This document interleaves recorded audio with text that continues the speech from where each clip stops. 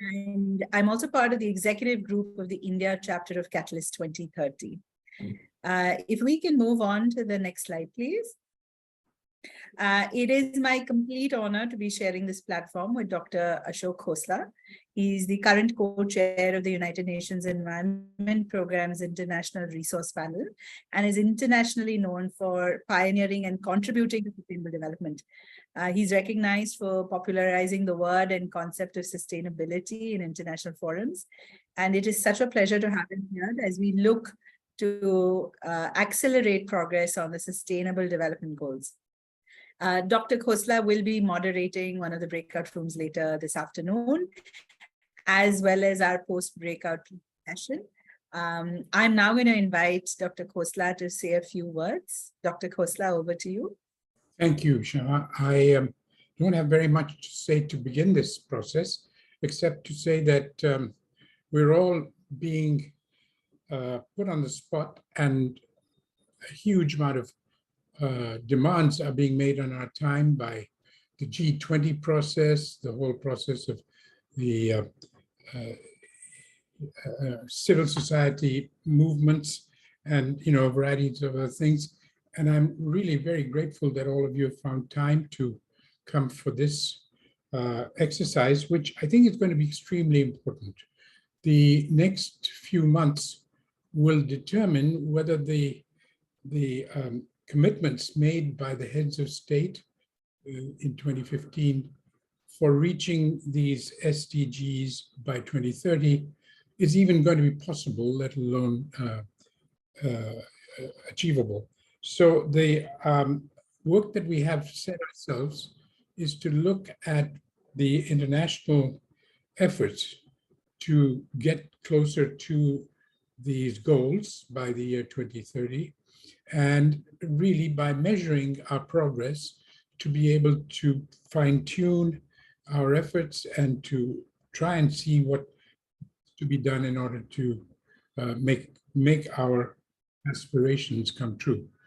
The work that has to be done by all three major sectors of society, of government, of private sector, and civil society, all three of which really need to work not only in their own domains, but in partnership with each other if we're going to get anywhere near the aspirations of SDGs.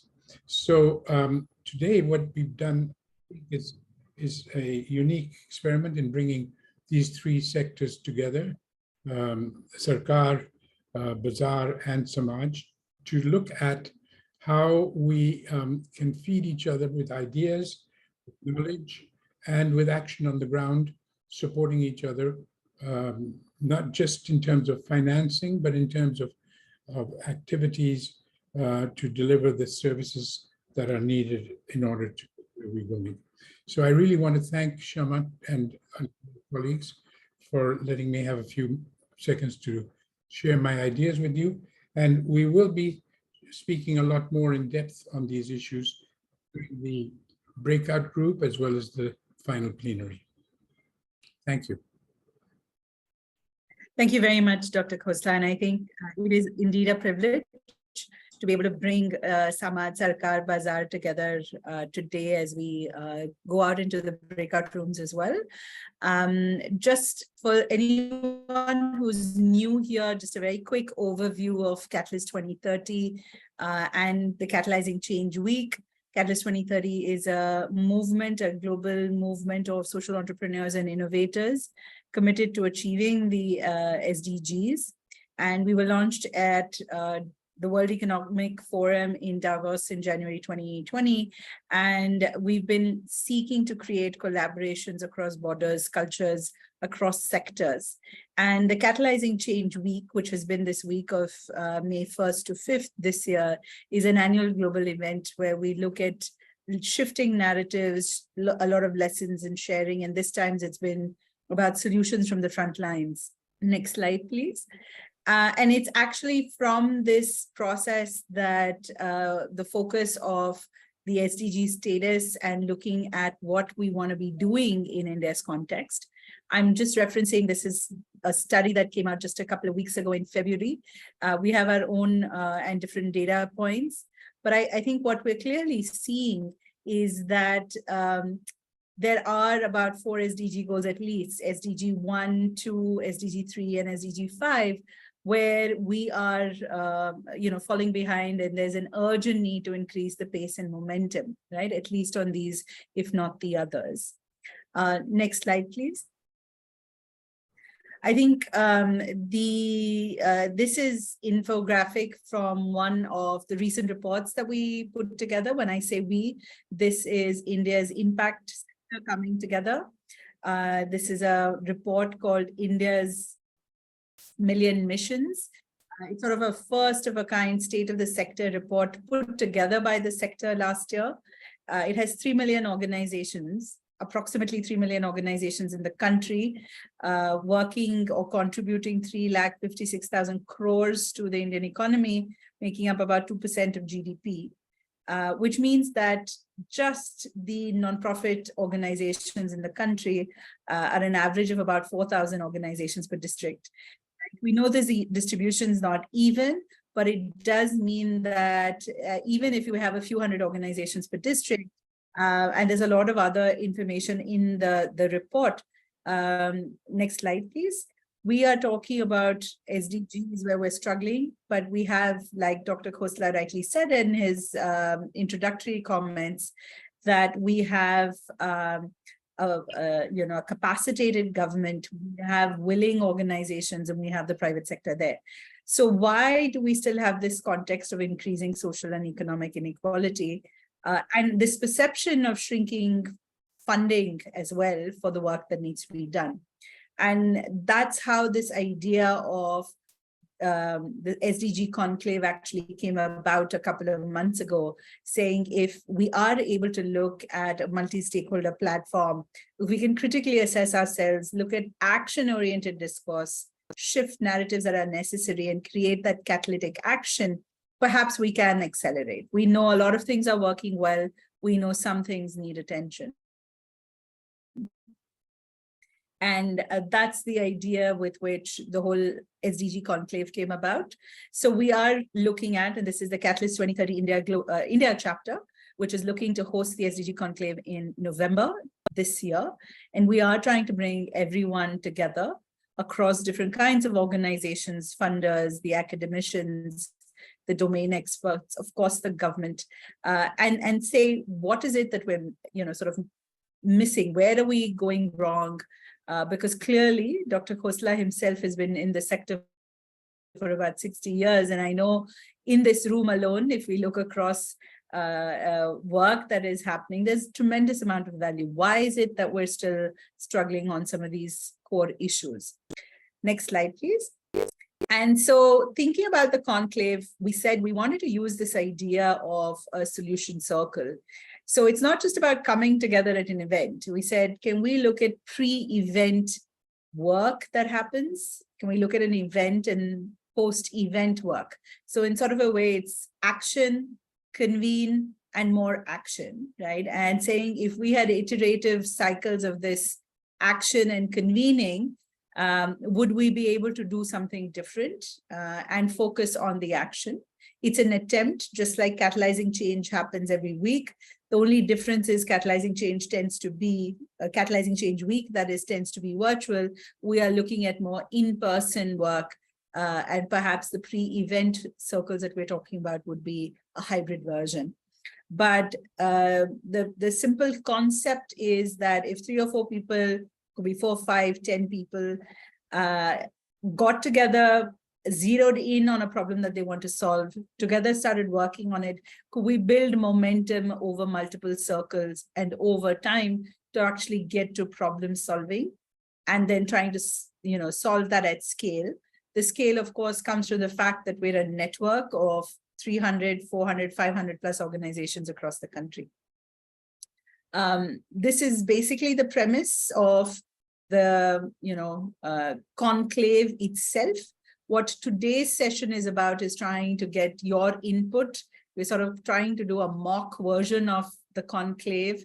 This is perhaps the starting off of the circles today when we go out into the breakout rooms. And we'll talk about the breakout rooms and what we do. But we thought we'd do a quick poll just now. If you can use your scanners on your phones to, pick up the QR codes on your phones and respond to this, we can put the link on the chat as well. Do you think we need this kind of a convening? Please feel free to respond. There's no pressure to respond with a yes. No's are welcome. Every other response is welcome as well. And we'll come back to this question perhaps later in the afternoon as we come back from our breakout rooms. So if you can take a minute to respond, the responses will come up on screen. Oh, the QR code has vanished. We need the QR code back, please. So if that's you, Flower, or Ria, if you can bring that back. Otherwise, please click the link on your chat. That will take you to the same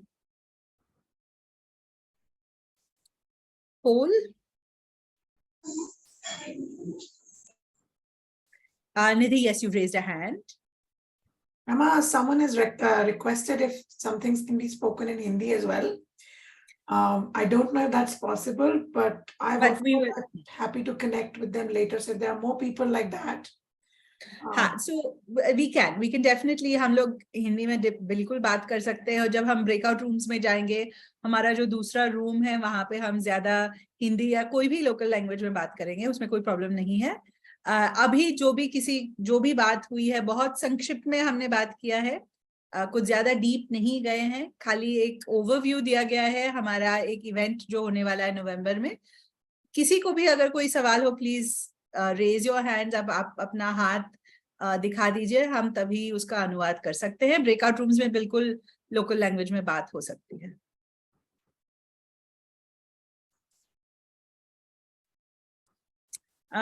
Do we have responses coming in? And if we can switch to look at the responses as well. Oh, okay. That's interesting. I really did expect the not sure and the no's to be higher, but it's good to see that. Well, and I thank the one person who's been honest to say not another one. Yeah. Really appreciate that. Thank you. We'd like to see that honesty continue in the breakout rooms as well. And if we've not been able to change your mind later through the breakout room process, we'd love to get your inputs on what we could do differently too. We're using this particular 90-minute session to pick your brains, get some insights and inputs, and also look at how we can evolve the process as we move forward. Keep those responses coming. I don't think everyone has responded, probably only halfway there, but we're going to move to the next part of this piece. And what we wanted to tell you was look at what happens today, right? So I've given you an overview of sort of why we were thinking of the SDG Conclave itself, the context at Catalyst 2030 India, etc. So I've spent about 10 minutes. This is what I've already done. Right after this, I'm just going to outline the, can we go back to the session outline, please? We're going to just quickly go into the breakout rooms, right? Now, in the breakout rooms, there are 2 rooms. We had hoped to do more rooms, but we aren't going to be able to do it just because of the number of people today. तो हम लोग इसके बाद immediately 2 rooms में but जाएंगे और एक सवाल हमने दिया है हर room के लिए। ये सवाल अगर आप बदलना चाहते हैं, if you want to change the questions, the facilitators in each room will be able to handle that. We'll talk about the principles. क्यों ये rooms अलग है वगैरह मैं 1 मिनट में बताऊंगी आपको, but rooms होंगे, वहां पे चर्चा होगी, चर्चे के बाद हम वापस plenary में आएंगे. We're going to come back into a plenary. We have a short plenary. We're going to do a poll and then we have a wrap up, and that's what this is about. We've kept the most amount of time for the discussion in the breakout rooms. You'll see it's about 50 minutes. सबसे ज़्यादा time हम चर्चा में breakout rooms में बिताएंगे, so about 50 minutes there. And each room has a rapporteur and a facilitator pre-identified. We also have key people who've been briefed and are in the room, so they are able to actually converse as well. With that, let's move on to the next slide, please. So what we wanted to do today, and I don't know if Deepak Menon is in the room. अगर Deepak Menon है यहाँ पे, तो मैं उनकी आभारी हूँ. A few months ago, Deepak led us through this process and we really enjoyed it. And ever since then, I've been saying we should use this. So these are the principles and the laws that we're going to use for the breakout room. 4 principles are whoever is in the room, whoever comes in your room are the right people. Whatever happens is the only thing that could have happened. When it starts, it's the right time. When it's over, right? We have, like I said, proposed a question. You can choose to make it a different question. You can choose to discuss something else, but please remember, all we want is action-oriented work that we can do over the next couple of months. And that's what we like to hear about when you come back to the plenary, right? जो भी कमरे में है, वही सही लोग हैं. जो भी होता है, वही हो सकता था. जब वो स्टार्ट होता है, तभी वो स्टार्ट होना था. और जब वो खत्म हो जाता है, अगर वो 20 मिनट में होता है, तो वहीं पे वो खत्म होता है. And the final law is that अगर आप contribute नहीं कर पा रहे हैं, आप नहीं सीख रहे हैं, please move to another room. If you come back to the plenary, we will move you around. Yeah. So that's just quickly the principles in the law for the breakout rooms. You're going to keep at least room 2 में मेरी आवाज ज़्यादा सुनाई देगी. I'm going to be in room 2 and moderating that space along with Ria. And Dr. Khosla is going to moderate room 1. And Aparna will join him in room 1 to rapporteur and facilitate as well. So that's how we are set up. Any quick thoughts, questions, reactions, you can raise a hand or put it on the chat. Anything? Otherwise, we're going to move out into the breakout rooms. All right, I think Fla, Ria, Aparna, you can take us away into the breakout rooms. I don't see any hands.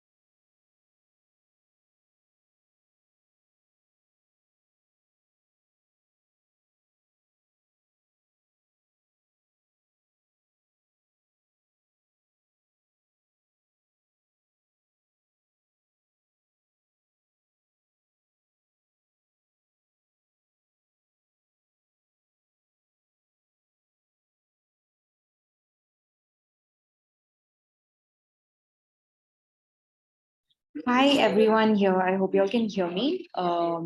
Just wanted to check if you all have got the bit to move to your rooms. If so, it would be great if you all could move to your specific rooms.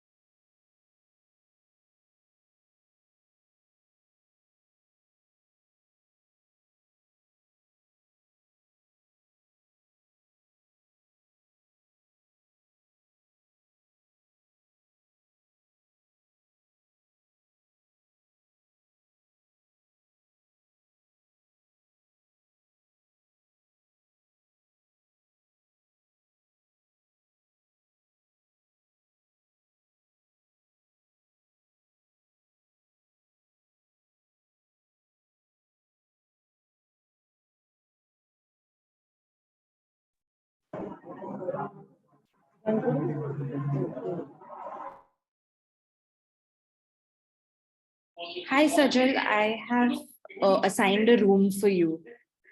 Hope you can get in there.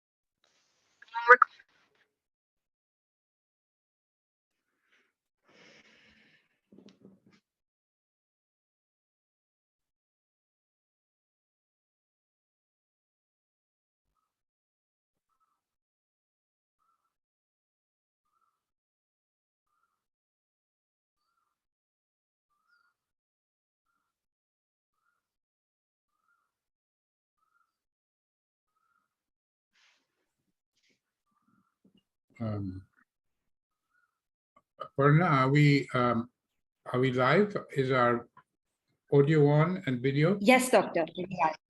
Okay. Yes. And We're just waiting for Shama to enter the room. okay.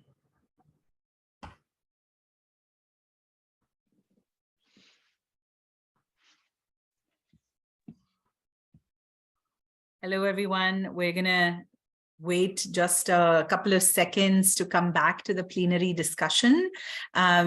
Before I hand it over to Dr. Khosla to facilitate the plenary, I'm going to request that we move to the next slide, please. You all remember that we had a poll before we went out into the breakout room. After we, we have a poll question now before we get into the room highlights. Yeah.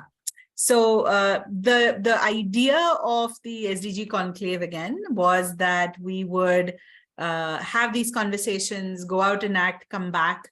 We try to recreate that in this virtual mode. So if you wouldn't mind all taking the poll again, just very quickly, if we had the opportunity to convene in person, focus on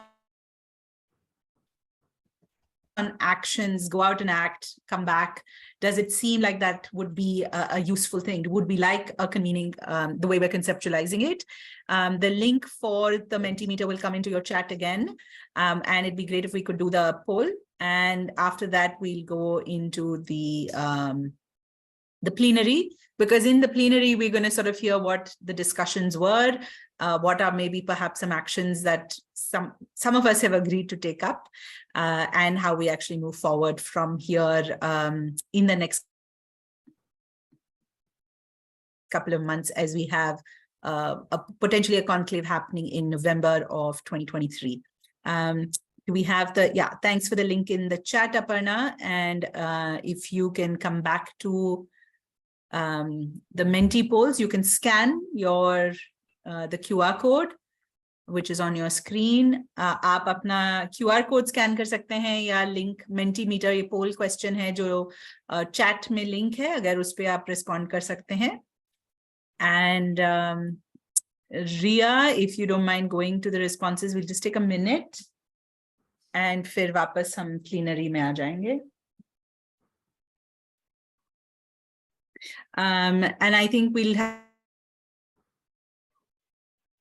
the poll coming up just in a moment, but Dr. Khosla, as the poll comes up, okay, seems like we have more yes answers now, and we'll come back to it perhaps just before we end.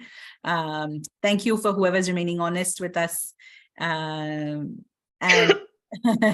we will hand it over to you, Dr. Khosla, to facilitate the plenary. And I just wanted to say that we have Charu from room 2 who has volunteered, and Ria and I are her backup. Over to you, Dr. Khosla. So how do we see the comparison between before and after? The team will get that slide together at the end for you in a moment. Okay. And we'll be able to see the before and the after. But maybe we can get started with the session highlights of room 1 for right now. How was the discussion, and if you want to get that started?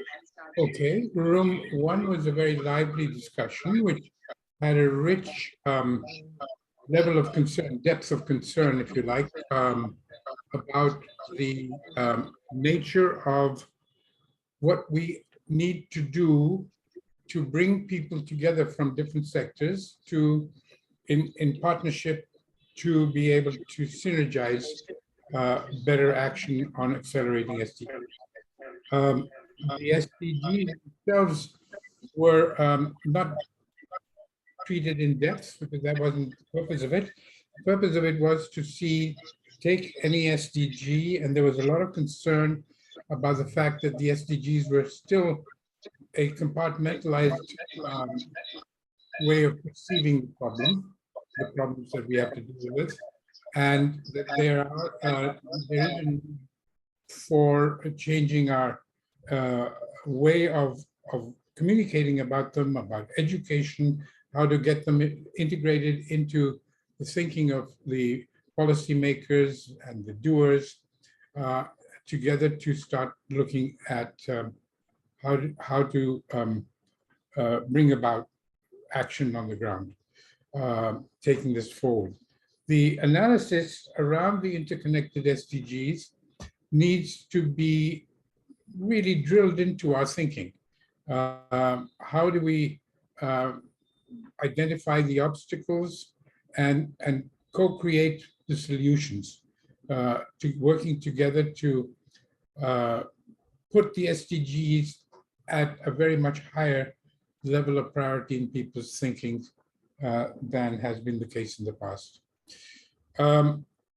The SDG Conclave seemed to strike a reasonably positive chord among the participants, who felt that it should be an ongoing platform, somebody called it a forum, that would help bring together people with similar concerns, formulate a lobbying message, and be able to basically persuade the people who need to be persuaded, which is often government and business, to change the way they're doing things. The need for better collaboration between civil society and government came up several times, and the need for the different silos in each of those to work together also came up. And I think this is a perennial problem from the time bureaucracy was set up. In our case, since the time of independence, when things were compartmentalized to such an extent that decisions were very monodimensional, and often one decision meant to do good often had unintended consequences in other sectors or domains.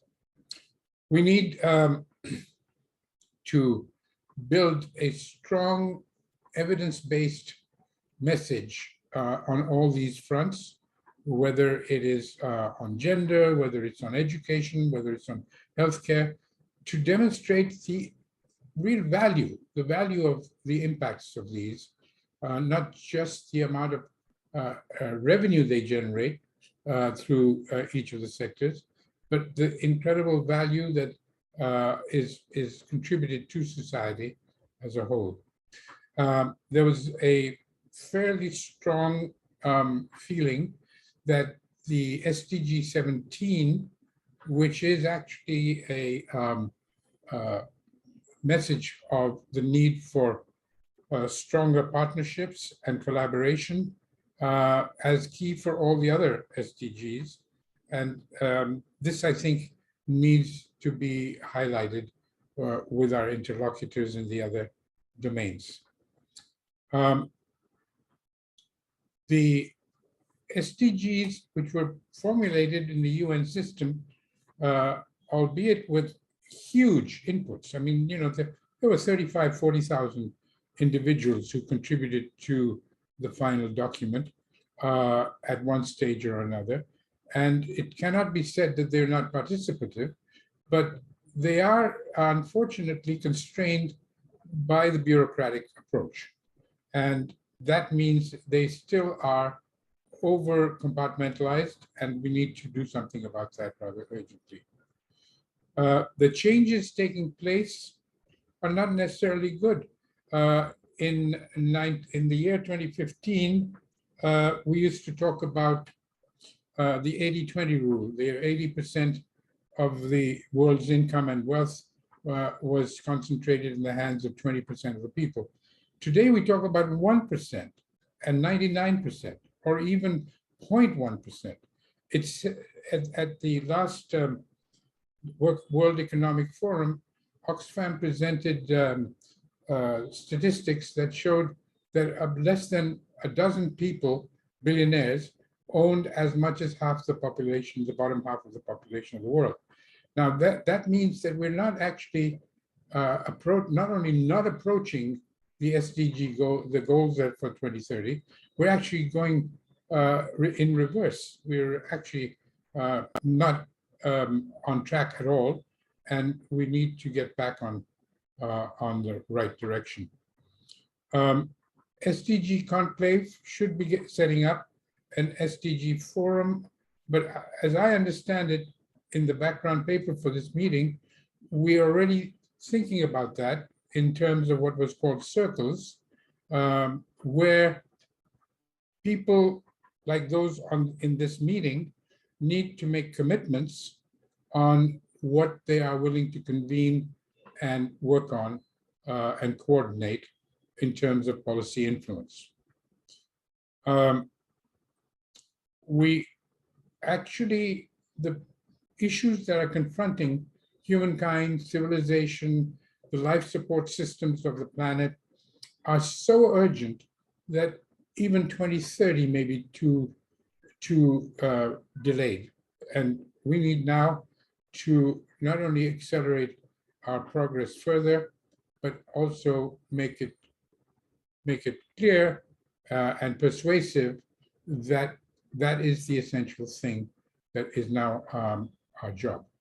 So thank you. That's roughly, I would like to invite the participants of room 1 to add anything that I may have missed or add to the emphasis on whatever I may have covered according to how they see it.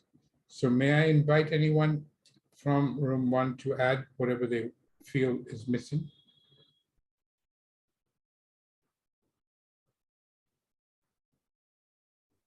Dr. Khosla, I think you covered it very comprehensively for room 1, but Okay. I'd probably just say that whatever suggestions we are coming out with to take into whether, so my answer to whether we should do an SDG conclave was a yes, but strongly supporting that with saying, can we do things that are really addressing the gaps and not duplicating, not have another convening, but really address the gaps and create that opportunity for really bridging this financing gap that we're talking about and accelerating the goals. Because doing another conclave might, in intent, sound all right, but if we are, just like I was talking about the funding being duplicated and not coming together to make that maximum impact, even the convening, so to speak, should possibly be to deliver, to address the gap. So I just wanted to say that.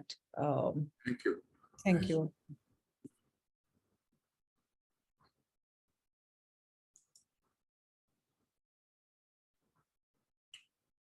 So is there anything else on room 2? See, I would like to just tell that, whatever forum Catalyst 2030 India chapter would be making, please keep, invite the people from, from the government and from the private sector also. They will be able to give a better feedback in terms of, where the gaps are. So although you do not invite them innately, but keep, keep someone at your bay so that whatever, sorry, am I audible? Yes, Yes, ma'am. Hello. Yeah. So I think the multi-sector people, although they may not be active, but at the same time, if they can just participate and give feedback, that will add a lot of value to Catalyst 2030 movement. Thank you. fine, thank you. Dr. Khosla, I think we're a little delayed. So everybody who's on the call, if you don't mind, another 5, maybe 10 minutes at the maximum, we will then head into conclusion. And Dr. Khosla, we have Charu from room 2 who's ready whenever you give the go ahead. Yes, Charu, would you like to take the floor? Thank you, Dr. Khosla. Thank you, Shama. I'm going to just add few points from what I heard. It was a very, very intriguing and a lively discussion in room number 2 as well. We talked about some of the ideas on where work needs to happen, followed by what actions should we take. What was really interesting and one common point which seemed to underlie all the discussions on ideas on where work needs to happen was that we need to work around intersections. A lot of quality implementation work is happening, but to catalyze that, we need to work faster to achieve those goals.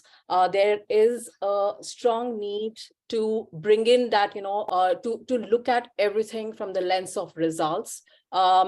The quality of at the level which we are working, which will give us better results, that's what needs to look at.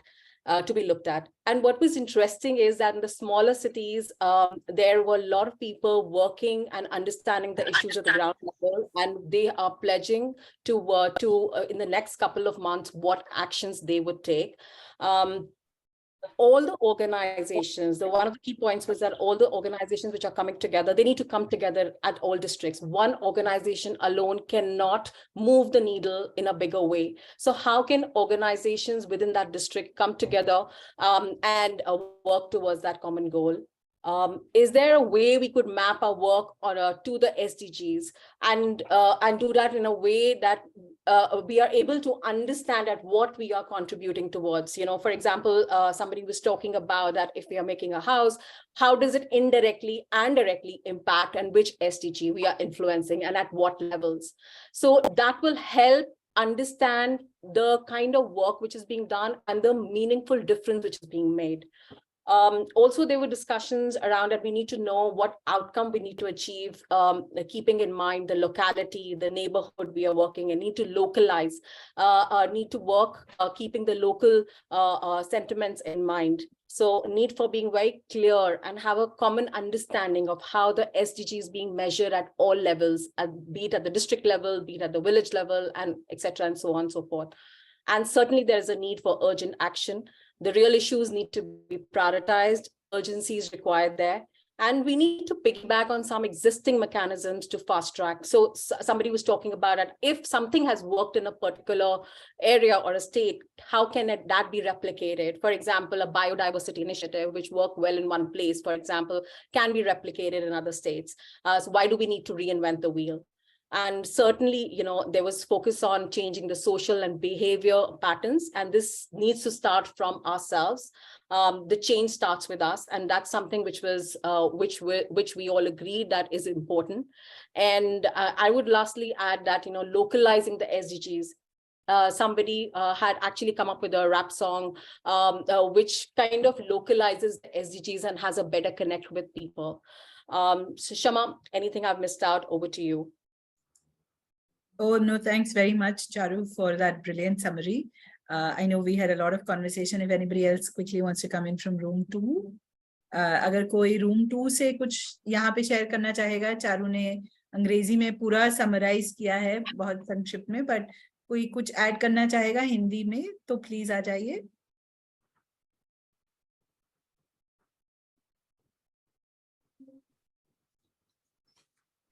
No, I think we're done with room 2, Charu, and thank you. Shama, if I may, Shama, if I have the permission, I would just like to add something. I have been listening to the discussions, and I know there was a question, one of the pillars we wanted to touch upon was that how can media can play a stronger role for accelerating the SDGs? And if I may just add 2 bits, because I just feel this is the right time to bring that conversation in. Yeah, go ahead, Charu. And then Okay, I think Dr. Khosla is, with his permission, we can go ahead and then we'll move into wrap up. Yeah. Yes, Okay. please, go ahead. Thank you. Dr. Khosla, you had made a very interesting comment right at the start that, work has to be done by all 3 sectors, the government, private sector, civil society. And I would just like to add, sir, with your permission, that media can be and should be that fourth pillar, completing that whole jigsaw puzzle to fast track the sprint to our 230 milestone. I mean, traditionally, media has led from the front when it comes to politics, but consistent reportage on facts, debates, criticism. But that why do we not see that happening when it comes to the SDGs? So the whole reportage in politics brings out every aspect, links the dots, does not look at things in isolation. The whole picture is visible, linking to, we talked about intersections, linking to impact on education, on health, on international relations, health of the economy. But when it comes to reportage on the SDGs, the interconnections are missing. And it sounds so academic today, merely hinging on few words. So media, I think, needs to make the conversations, discussions more powerful, taking it beyond the civil society to everybody, bringing in that power, that depth to its reportage. And that, I think, is really critical. And that will be possible if we have more specialist writers looking at each of the SDGs closely. We engage more with the owners of media houses and, get them to make this as a part of their ethos of the publication house. So just wanted to add my bit, because I just felt that we've all been talking about thinking on the intersections, and this conversation was required. Well, I think you're absolutely right, but there is a trade-off between how many sectors we're going to talk about, because faith organizations are very important, just as important maybe as media. Academic organizations, schools to colleges to universities, are just as important. So if you go on adding a new sector for everyone, it becomes a bit of a mouthful. And I discussed this in the beginning of the breakout room number one, that the way I think it's justifiable to define the sectors is there's government, which includes judiciary and everything else, includes legislators and includes executives, but it's the government. It's the people whom we've entrusted our sort of macro level decisions to be made. The private sector, which creates jobs and goods and services, to whom we've entrusted our rupees to make life better in many ways, and they're not always doing it. But if you want to break it down into further smaller sectors, then you're going to satisfy the person in that sector. Media people, journalists would love to have a separate sector, but I think we need to have a manageable framework for thinking and doing. So I would personally say that civil society has as one of its major, perhaps its number one subsector, which is media. But if you want to separate them out, that's fine. Then you have to start stretching the amount of argumentation you're going to have to do in order to persuade people. So I was thinking that for the last 30 years, I've been involved in, since the time of the Stockholm Conference with the UN, gradually we've managed to bring it down to three sort of supposedly equal partners in making sure that there is a sustainable future. So if you feel that we should separate them out, I'm not going to object. I certainly won't fight it, but I think it's counterproductive to make everyone a separate, entity. I think faith-based organizations are incredibly important for the future.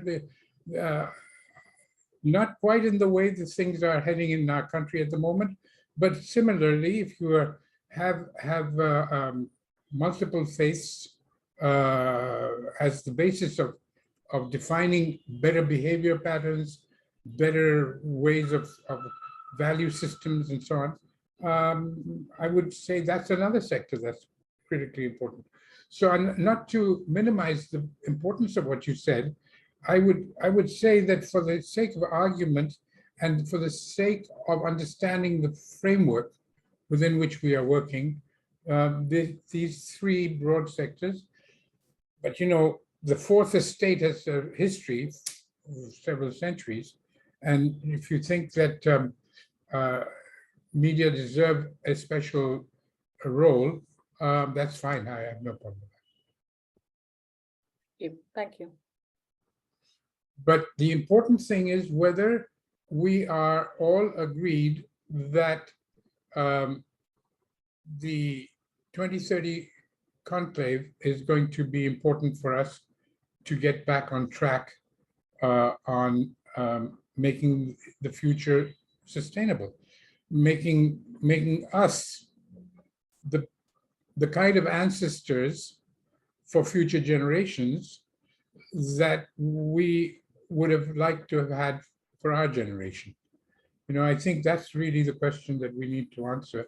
And maybe when we look at the poll results for after, maybe we can see whether any of us has changed our minds and is willing to make a contribution.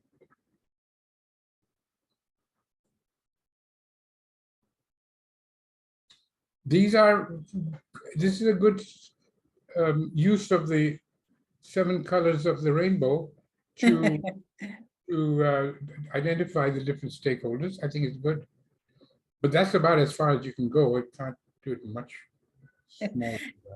Thank you very much, Dr. Khosla. I think we have the slide before this is the comparison of the 2 polls. Maybe Florantia, I think you're presenting, so if you don't mind going back to the previous slide, where we had the poll results. So Dr. Khosla, this is what it's looking like. We did have fewer people when we came back for the second poll. We had people drop out, but you'll see that I think the not sure has reduced.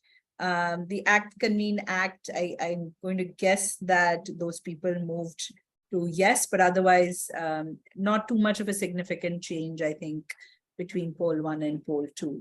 So the need for a convening and perhaps the idea of convening through circles, acting and convening, some resonance there.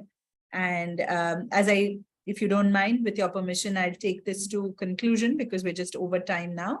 Yeah, so thank you, everyone. We'd like for you to remain engaged, not just with Catalyst 2030, but also with the SDG Conclave, the planning of it, the action of it. What has come from all of you as actions that we can take in the next couple of months. We had some very concrete ones, and those will go back to the core group that's actually convening and holding this together. We have a form here. This form is available to you on the link. It gives you the opportunity to sign up, join the discussions, which means it's not just discussions, it's actions, right? We talked about mapping, for example, in room 2, mapping of what we're doing directly or indirectly. And that may be something that you want to get involved with. And we'd like to see if others would get involved with. And that may be a group that starts work in the next couple of weeks around the mapping pieces of it. There are collaboratives and conclaves, and I know Lavanya had shared that specifically looking at private capital coming in for SDG related implementation is something that she's committed. So I think we will see some threads of action start off. Please use the form to join the set of people who are working on the conclave and all aspects related to it, including the action. Thank you very much for being here, Dr. Khosla. Again, an incredible honor. Thank you for making time. To each and every one of you. In intense week, it's the end of the week, at least the work week. Thank you for making time, staying on, staying late, and really looking forward to continuing to engage. You will find we'll put our contact details on the chat. This is the start of the action and the end of this session. Thank you so much for making time for this conversation. Have a good week, everyone. Thank you. Thank you all.